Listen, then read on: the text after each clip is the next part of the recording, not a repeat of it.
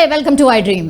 రేవంత్ రెడ్డి ప్రభుత్వం ప్రతిష్టాత్మకంగా ప్రవేశపెట్టిన మహాలక్ష్మి పథకంతో మహిళా ప్రయాణికులు చాలా హ్యాపీగా ఉన్నారు.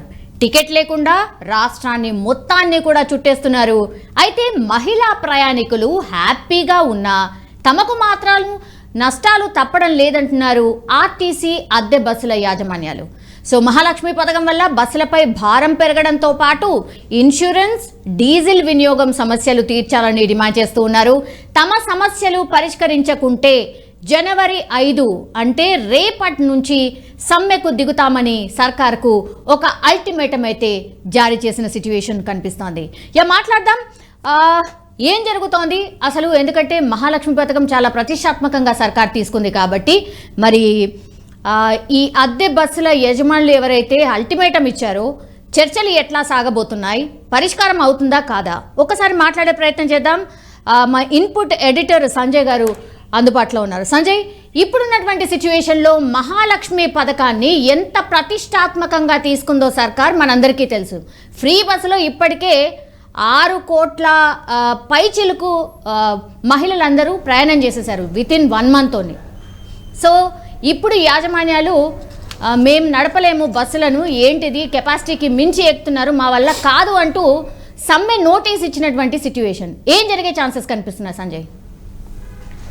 స్వామి, ఒకటి ఇక్కడ మనం చర్చించుకోవాల అంశం 2 రకాలుగా ఉన్నది. ఒకటి ఏంటంటే మహిళలకు ఒక పక్క ఉపయోగం ఉన్నటువంటి ఆర్టీసీ బస్సుల్లో ఉచిత ప్రయాణం ఎంతో అది అంటే సంతోషకరమైన అంశం అయినప్పటికీ ప్రైవేటు బస్సు ఆర్టీసీ బస్సులు అనేటువంటి యాజమానులకు మటుకు తీవ్ర స్థాయిలో నష్టము వాటిల్లుతుందనేసి ప్రైవేట్ ఆర్టీసీ బస్సుల యాజమాన్యులు రాష్ట్ర ప్రభుత్వానికి ఒక అల్టిమేటం జారీ చేశారు.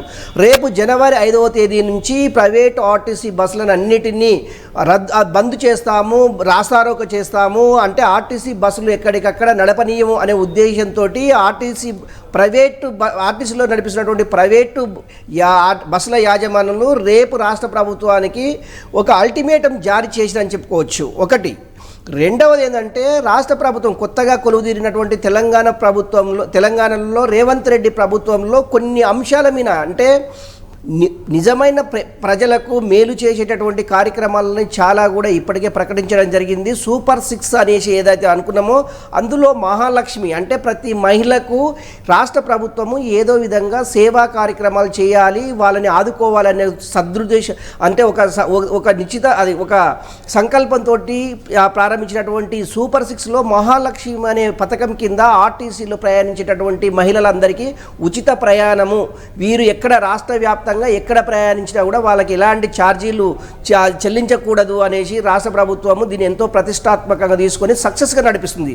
ప్రతిరోజు సుమారు 25 లక్షల నుంచి 35 లక్షల మంది ఇప్పుడు మహిళలు ఆర్టీసీ బస్సుల్లో ప్రయాణిస్తున్నారు. ఈ ఆర్టీసీ బస్సులో ప్రయాణిస్తున్నటువంటి ఇంతవరకు బాగుంది. కాకపోతే రెండవది ఏంటంటే ఈ ఆర్టీసీలో పనిచేస్తున్నటువంటి ప్రైవేటు బస్సుల యాజమానులకు చాలా తీవ్ర నష్టం వాటిల్లుతుందనేసి ప్రైవేటు ఆర్టీసీ బస్సుల యొక్క యాజమాన్యం ప్రభుత్వానికి ఒక సమ్మె మీన్స్ ఏంటంటే ఆర్టీసీలో పనిచేస్తున్నటువంటి ప్రైవేటు బస్సులు ఏవైతే ఉన్నావో రేపటి నుంచి అంటే లాక్డౌన్గా అంటే ఒకటి ఏంటంటే చక్రం బంద్ కాబోతుందని చెప్పుకోవచ్చు. అందులో భాగంగా వాళ్ళకు 2 ఒకటి ఏంటంటే ఆర్టీసీ బస్సులో ప్రయాణిస్తున్నటువంటి మహిళలు గతంకు అంటే త్రిబుల్ అంటే గతంలో ఒక ఆర్టీసీ బస్సులో సుమారు ఒక 15 నుంచి 20 మంది ఫర్ డే ఒక బస్సులో ప్రయాణిస్తారంటే అది ప్రతిరోజు అది 50 నుంచి 100 వరకు చేరుతుంది. దీనివల్ల ఏంటంటే ఆర్టీసీ బస్సు బస్సు ఏంటంటే పూర్తి స్థాయిలో నష్టపోతుంది, దీని ఆక్యుపెన్సీ రాదు. అదేవిధంగా ఇన్సూరెన్స్ క్లెయిమ్ చేసుకోవడానికి కూడా ఇంతమందిని ఎక్కియడం వల్ల ఇన్సూరెన్స్ కంపెనీలు కూడా సహకరించడం లేదు అనేసి ఆర్టీసీలో పనిచేస్తున్నటువంటి ప్రైవేటు యాజమానులు చెప్తున్నటువంటి అంశం. నిజంగా కూడా వీటన్నిటిపైన రాష్ట్ర ప్రభుత్వము వీరికి ఎలాంటి సలహాలు సూచనలు చేస్తుంది. రేపు రవాణా శాఖ మంత్రిగా ఉన్నటువంటి పొన్నం ప్రభాకర్ తోటి ఈరోజు సాయంత్రం మీట్ అయ్యే అవకాశం ఉంది. ఈ ట్రాన్స్పోర్ట్కు సంబంధించినటువంటి ఎన్ని ఆర్టీసీలో ప్రైవేట్ బస్సులు పనిచేస్తున్నాయి, ఎన్ని నడిపిస్తున్నారు, వాటికి ఎంతెంత చెల్లిస్తున్నారు, ఒకవేళ మహిళలు ఏ ప్రాంతాలలో ఎక్కువ జర్నీ చేస్తున్నారు ఈ ప్రైవేట్ ఆర్టీసీ బస్సుల్లో, వీటన్నిటినీ కొద్దిగా అంటే ఆర్టీసీ నుంచి కొన్ని నివేదికలు తెప్పించుకొని ఆ నివేదికల ఆధారంగా వీళ్ళకి ఎలాంటి ప్రయోజనాలు చేకూరే విధంగా రాష్ట్ర ప్రభుత్వం వీళ్ళకు తోడ్పడాలి అనే ఉద్దేశంతో ఈ ఆర్టీసీలో పనిచేస్తున్నటువంటి ప్రైవేటు యాజమాన్యుల పిలిపించుకొని వాళ్ళతో చర్చించే అవకాశం అయితే స్పష్టంగా సంజయ్, ఇది ప్రాక్టికల్ ప్రాబ్లం యాక్చువల్లీ. ఎందుకంటే ప్రభుత్వం ఏర్పాటై ఆల్మోస్ట్ అన్నిటి మీద ఇంకా రివ్యూసే నడుస్తున్నాయి. అట్లాంటిది ఫస్ట్ పథకం ఏదైనా స్టార్ట్ అయింది అని అంటే అది free bus journey for ladies. So ఇప్పుడున్న పరిస్థితుల్లో జస్ట్ ఒక 20 రోజులు అయింది స్టార్ట్ అయ్యి, అప్పుడే సమ్మె నోటీస్ ఇవ్వడం ఒకటి. టీఎస్ఆర్టీసీలో ఇప్పుడు దాదాపు 3000 బస్సులు నడుస్తున్నాయి, అంటే ప్రైవేట్కి సంబంధించిన బస్సులు నడుస్తున్నాయి. 3000 బస్సులు ఒక్కసారి ఆగిపోతే సిచ్యువేషన్ ఒక్కసారి అర్థం చేసుకోవచ్చు. అంటే చాలామంది ఎదురు చూస్తున్నారు, ఇది సాధ్యం కాదు, ఇది అసలు అసాధ్యం అన్నటువంటి మాటలు ఎవరైతే మాట్లాడుతున్నారో వాళ్ళకు కూడా ఇప్పుడు ఒక అస్త్రం దొరికినట్టు అవుతుంది కదా. సో దీన్ని ఎంత త్వరితగతిన సాల్వ్ చేయాలి సర్కార్? అంటే రాష్ట్ర ప్రభుత్వము ఒక ప్రతిష్టాత్మకంగా కూడా ఈ ఆర్టీసీ మహిళలకు కేటాయించినటువంటి ఫ్రీ బస్ ఏదైతే ఉందో, ఈ ఫ్రీ బస్సులతో పాటు ఈ ఆర్టీసీ బస్సుల్లో ఫ్రీ ఏదైతే ఉందో కొంతమంది అంటే మగవారికి కూడా కొంత రిజర్వేషన్ కల్పించి వాళ్ళకు ప్రత్యేక బస్సులు నడిపించాలి. అట్లా నడిపించినట్లయితే ఓన్లీ ఈ మగవారికి కేటాయించినటువంటి బస్సుల్లో ఆర్టీసీలో పనిచేస్తున్నటువంటి ప్రైవేటు యాజమాన్యాలు దీనికి అంగీకరించే అవకాశం అయితే చాలా స్పష్టంగా ఉంది. సుమారు 2,000 నుంచి 2,500 నుంచి 3,000 బస్సుల వరకు ఆర్టీసీలో ప్రైవేటు బస్సులు నడిపిస్తున్న అది ఇంతకుముందుకే మనకు తెలిసిన విషయమే. అందులో భాగంగా ఈరోజు రాష్ట్ర ప్రభుత్వం అంటే రాష్ట్ర మంత్రితో ట్రాన్స్పోర్ట్ మినిస్టర్ ఉన్నటువంటి పొన్నం ప్రభాకర్ తోటి ఎలాంటి చర్చలు జరగబోతున్నాయి అంటే వీళ్ళు ఎలాంటి ప్రతిపాదనలు రాష్ట్ర ప్రభుత్వానికి అందజేయనున్నారు, రాష్ట్ర ప్రభుత్వం వీళ్ళకి ఎలాంటి సూచనలు చేయనున్నారు, ఈ రెండింటిపైన రేపు అంటే నిజంగా ఈ ప్రైవేటు యాజమాన్యాలకు సంబంధించినటువంటి ఆర్టీసీ బస్సులు బంద్ కాబోతున్నవా, లేకుంటే రాష్ట్ర ప్రభుత్వం వాళ్ళకి చేదోడు వాదోడుగా ఉండేసేసి దీనికి సంబంధించినటువంటి ఏమన్నా అష్యూరెన్స్ ఇచ్చే అవకాశం ఉందా? సో మొత్తం మీద ఈ రేపు జనవరి 5వ డేట్ నాడు ప్రైవేట్ ఆర్టీసీకి సంబంధించినటువంటి బస్సులని బంద్ చేయాలా నడిపియాలా అనేది సాయంత్రంలోగా తేలనుంది సౌమ్య. ఇంకొకటి ఏంటంటే ఇప్పుడు మనం అనుకున్నట్లు గతంలో నిజంగా కూడా రాష్ట్ర ప్రభుత్వము అంటే కొత్తగా కొలువుదీరినటువంటి ప్రభుత్వము రేవంత్ రెడ్డి ముఖ్యమంత్రిగా ఉన్నటువంటి ప్రభుత్వం ఈ ప్రభుత్వము అంటే ఇప్పటికీ నెల రోజులు కూడా కాలేదు. అంటే 7వ డేట్ నాడైతే రాష్ట్ర ముఖ్యమంత్రి అంటే డిసెంబర్ 7వ డేట్ నాడు ప్రమాణ స్వీకారం చేశారు. ఇప్పుడు డిసెంబర్ 7 వస్తే కానీ ఒక నెల రోజులు గడవలేదు. నెల రోజులు గడవక ముందే చాలా ఇష్యూస్ రాష్ట్ర ప్రభుత్వం ముందు కనిపిస్తున్నాయి అనుకోవచ్చు. ఓన్లీ ట్రాన్స్పోర్ట్కి సంబంధించిందే కాదు, రకరకాల ఇష్యూలకు సంబంధించినటువంటి రాష్ట్ర ప్రభుత్వం ముందు చాలా సమస్యలు ఎదురుగా ఉన్నాయని చెప్పుకోవచ్చు. అలాంటి వాటిని ఒక్కొక్కటి వన్ బై వన్ మెల్లమెల్లగా దీన్ని పరిష్కరించే దిశగా రాష్ట్ర ప్రభుత్వము ముందుంది. రాష్ట్ర ప్రభుత్వం అన్ని ప్రతి ఒక్క దాన్ని సాల్వ్ చేసి అందరికీ అందుబాటులో అందరికీ సౌకర్యంగా ఉండే విధానాలను మేము పరిష్కార మార్గాలను వెతుకుతున్నామనేసి ముఖ్యమంత్రి చెప్పగానే చెప్పిండ్రు. అందులో భాగంగా ఈ ఆర్టీసీ కూడా ఒకటే అని చెప్పుకోవచ్చు. ఈ ఆర్టీసీలో అవలంబిస్తున్నటువంటి ప్రైవేటు ఆర్టీసీ బస్సుల యాజమాన్యాలను పిలిపించుకొని వాళ్ళ సమస్యలను తెలుసుకొని వారికి ఎలాంటి అంటే ఎసులుబాటు కల్పించాలి, వాళ్ళు ఎలాంటి డిమాండ్లు పెట్టారని ఈ రెండింటిపైన చర్చించి రాష్ట్ర ప్రభుత్వం దీనిపైన ఒక క్లారిఫికేషన్ ఇచ్చే అవకాశం ఉంది.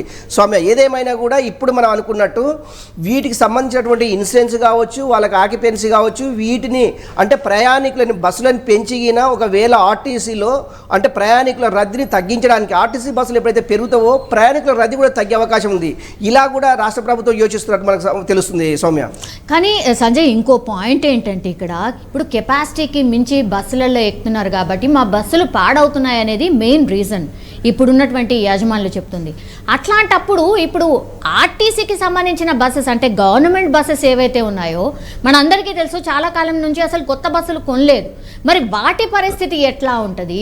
నిజంగానే ఇప్పుడు ప్రైవేట్ యాజమాన్యుల డిమాండ్ ఏదైతే ఉందో నిజంగా చెప్పాలంటే ఆర్టీసీ పరిస్థితి కూడా అంటే గవర్నమెంట్ బస్సెస్ పరిస్థితి కూడా అదే. సో ఇట్లా ఈ రెండు ఇష్యూస్ని ఎట్లా డీల్ చేయబోతున్నది ఒకటి. మొన్ననే 1050 బస్సులు కొన్నారు. సో ఒకటే మైనస్ అవుతున్నాయి ఎక్కువ ఉన్నాయి, ప్లస్ అవుతున్నాయి చాలా తక్కువ ఉంటున్నాయి. సో ఎట్లా అడ్జస్ట్ చేయబోతున్నారు?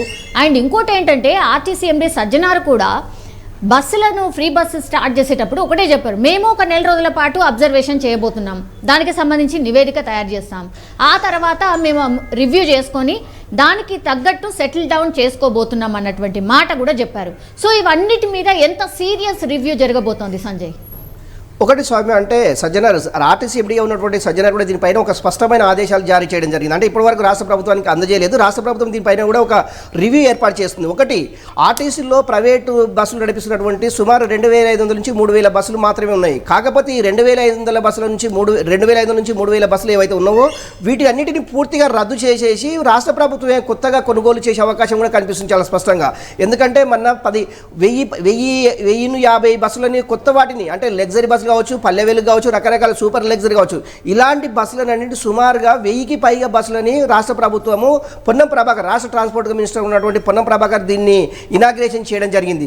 అంటే ఓన్లీ మహిళలను దృష్టిలో పెట్టుకొని ఇలాంటి ఆర్టీసీ బస్సులని మరింత పెంచే విధంగా, మహిళలను దృష్టిలో పెట్టుకొని ఆర్టీసీలో వాళ్ళకి సౌకర్యాలు కల్పించే విధంగా రాష్ట్ర ప్రభుత్వం ప్రణాళికలు ఏర్పాటు చేస్తుంది. రాష్ట్ర ప్రభుత్వం చేసేటటువంటి ప్రణాళికల్లో ఈరోజు సజ్జనారు అంటే రాష్ట్ర ప్రభుత్వానికి రాష్ట్ర మంత్రి ట్రాన్స్పోర్ట్ మినిస్టర్ ఉన్నటువంటి పొన్నం ప్రభాకర్కి ఎలాంటి నివేదిక ఇవ్వబోతున్నారు, రాష్ట్ర ప్రభుత్వానికి ఎలాంటి నివేదిక ఇవ్వబోతున్నారు అనే మీద కొంత చర్చ జరుగుతుంది. నిజంగా కూడా ఆర్టీసీలో ఈ ప్రైవేటు యాజమానులు నిజంగా రాష్ట్ర ప్రభుత్వం సూచించినటువంటి సమాచారాన్ని, రాష్ట్ర ప్రభుత్వం సూచించినటువంటి ఏవైతే వీళ్ళు ఇచ్చేటటువంటి అవకాశాన్ని వీళ్ళు ఒకవేళ సద్వినియోగం చేసుకోకపోతే ఉన్నటువంటి 2500 నుంచి 3000 ఆర్టీసీ బస్సులను క్యాన్సిల్ చేసి రాష్ట్ర ప్రభుత్వమే మరి ఒక 1000-2000 బస్సులు కొనుగోలు చేసే అవకాశం అయితే కనిపిస్తుంది.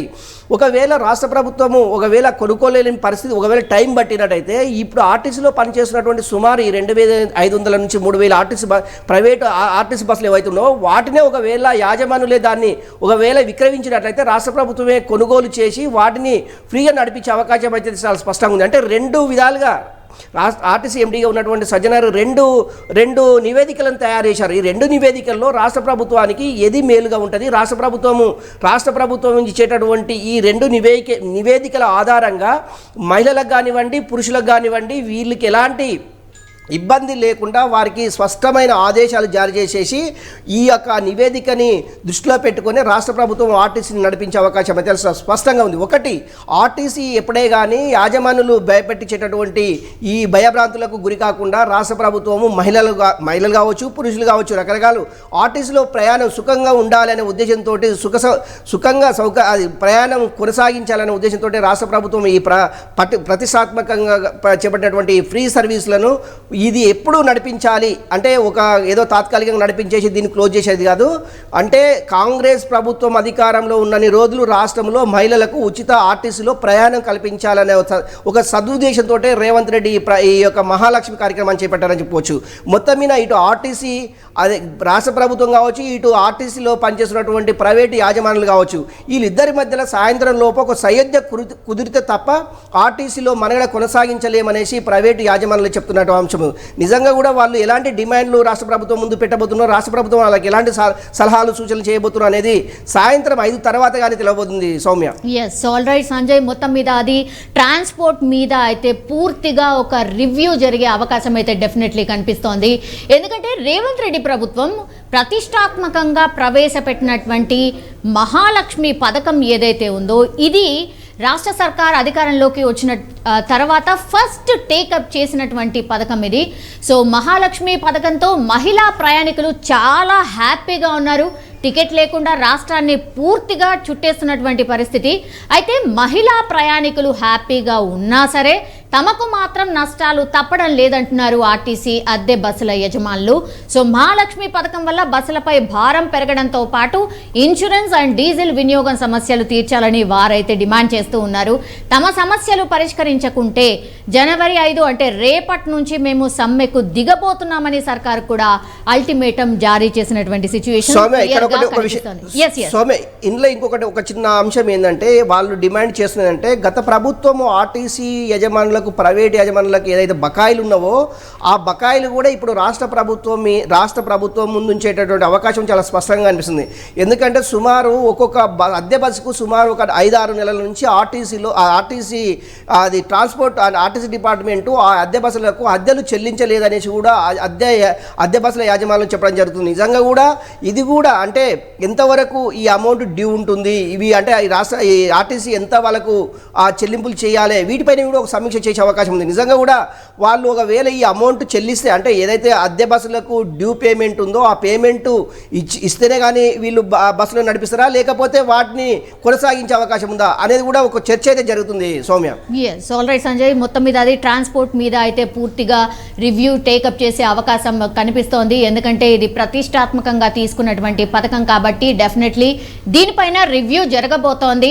ఐ థింక్ మధ్యాహ్నమా లేకపోతే సాయంత్రం వరకు డెఫినెట్లీ ఈ ఆర్టీసీ ప్రైవేట్ యాజమాన్యాలు ఎవరైతే ఉన్నారో వాళ్ళని చర్చలకు ఆహ్వానించే అవకాశం కనిపిస్తుంది. వాళ్ళ డిమాండ్స్ ఏంటి, పరిష్కారం అయ్యే అంశాలు ఏంటి అనేది పూర్తిగా కూలంకుషంగా చర్చించి మేబీ